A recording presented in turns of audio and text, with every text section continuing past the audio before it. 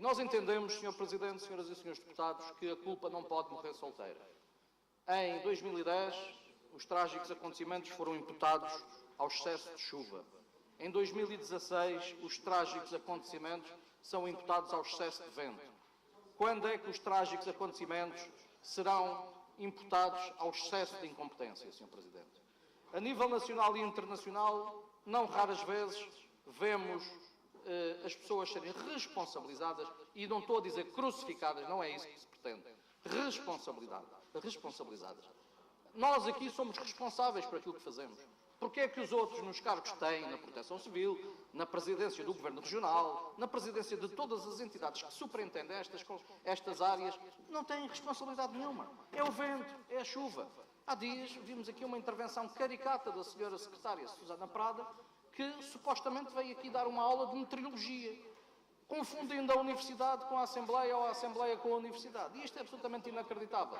Isto é inacreditável. Isto é o pior que a governação tem, que é a incompetência e o desleixo. E, portanto, o Partido Socialista não está interessado em crucificar ninguém.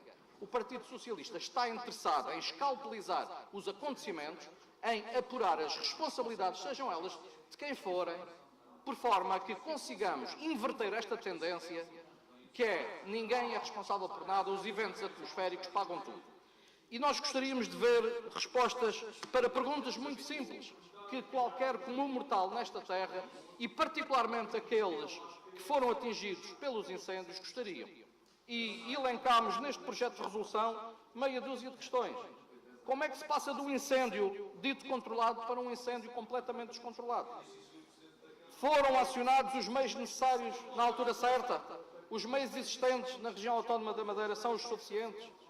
O pedido de ajuda de meios ao exterior, entenda-se a Lisboa e aos Açores, ou ao continente e aos Açores, foi efetuado atempadamente e em quantidade suficiente? Recordo que foram solicitados pelo Governo Regional 35 efetivos. O Governo da República mandou-nos 115 em conjunto com os Açores, e mesmo assim foi o que se viu.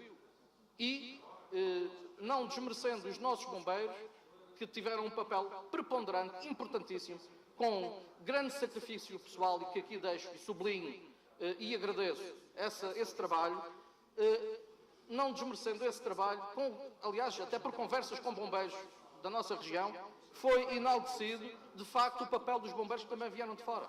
E a formação completamente diferente que têm e a importância que tiveram.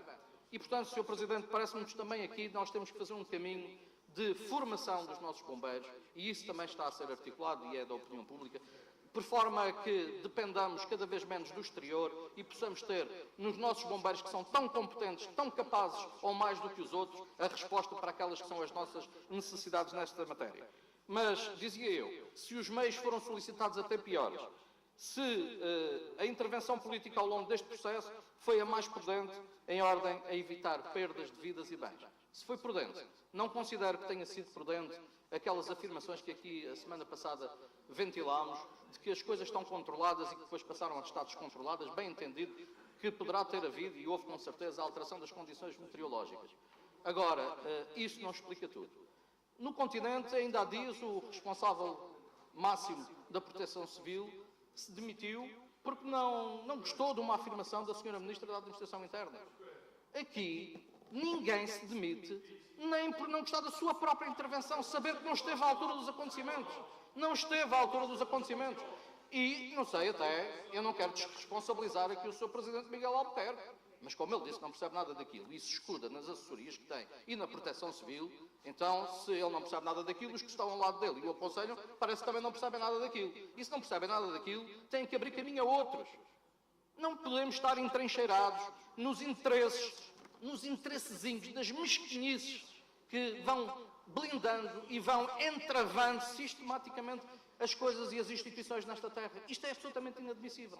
E ou nós entendemos isto como a proposta que aqui apresentamos, como um grito de alerta para a necessidade de repensarmos toda esta questão, ou então não aprendemos nada. E é verdade que não aprendemos nada com o 20 de fevereiro de 2010 e parece que não queremos, que o Governo não quer aprender nada com o que se passou em agosto de 2016. E isso para nós é muito grave. E, portanto, a constituição de uma comissão que possa, do ponto de vista independente, técnico, escalpelizar tudo o que aconteceu para que nós possamos adotar medidas que obviem a que voltem a acontecer eventos destes, é-nos absolutamente essencial. Não queremos tirar dividendos políticos, queremos sim evitar erros futuros. E isso é o que para nós é absolutamente essencial. Repito. Muito obrigado.